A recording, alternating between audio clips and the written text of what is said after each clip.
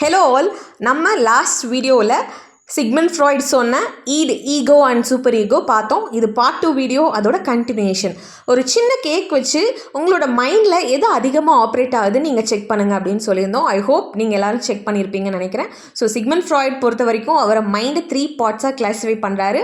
அதுதான் நம்ம ego and super ஈகோன்னு சொல்கிறோம். அதை எக்ஸாம்பிள் வச்சு ஒரு கேக் எக்ஸாம்பிள் வச்சு நம்ம சொல்லியிருந்தோம். அந்த கேக்கை பார்த்தோடையும் என்ன இருந்தாலும் உடனே அந்த அர்ஜு அந்த சாட்டிஸ்ஃபை பண்ணி நினைக்கணும்னு சொல்லிட்டு அவ்வளோ பிரச்சனையும் தாண்டி அந்த கேக் சாப்பிட்டே ஆகணும்னு நினைக்கிறது ஈடுன்னு நம்ம சொன்னோம். சூப்பர் ஈகோங்கிறது இல்லை, எனக்கு அது ஒத்துக்காதுன்னு தெரிஞ்சு சுத்தமாக அது டச்சே பண்ணாத ஒரு கேரக்டரிஸ்டிக்.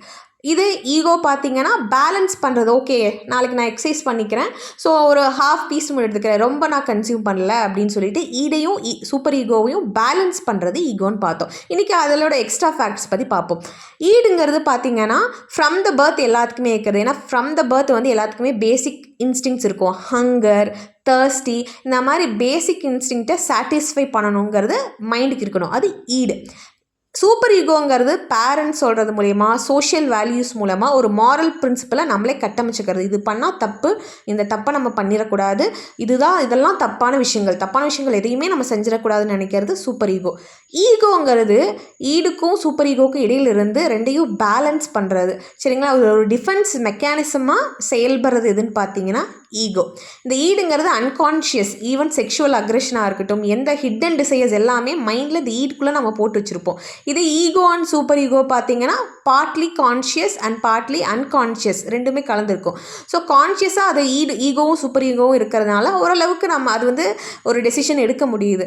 இப்போது ஒரு பேலன்ஸ்டு பர்சனாலிட்டிக்கு ஒரு ஸ்ட்ராங் ஈகோ இருக்கணும். ஈடு டாமினேட் ஆச்சுன்னா நம்மளோட நீட்ஸை நான் சாட்டிஸ்ஃபை பண்ணிக்கணும். எனக்கு இப்போ ஹங்கர், இது தண்ணி தவிக்குது, இல்லை எனக்கு அந்த கேக் சாப்பிடணும், நான் அது சாப்பிட்றது மட்டும்தான் என் வேலை அப்படின்னு சொல்லிட்டு ஈடு டாமினேட்டாக இருந்துச்சுன்னா ஒரு பர்சனாலிட்டியில் நம்மளோட டிசையர்ஸை சாட்டிஸ்ஃபை பண்ணிக்கணும், அது மட்டும்தான் அவங்களுக்கு தெரியும். தே டென் டு பி செல்ஃபிஷ். இது சூப்பர் ஈகோ டாமினண்ட்டாக இருந்துச்சுன்னா ரொம்ப கில்ட்டி ஆயிடுவாங்க.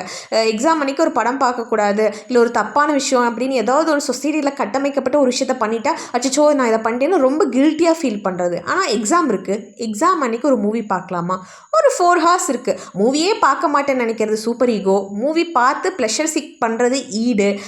4 hours இருக்குது, 3 hours எக்ஸாம் படிச்சுட்டு 1 hour மட்டும் நான் கொஞ்சோண்டு மூவி பார்த்துக்கிறேன்னு நினைக்கிறது ஈகோ.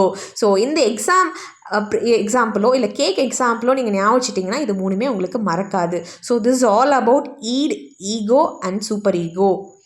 வேறு ஏதாச்சும் டாபிக்ஸ் நீங்கள் கேட்கணும்னு நினச்சிங்கன்னா மறக்காமல் அதை காமெண்ட் செக்ஷனில் போடுங்க. Thank you all. Happy learning.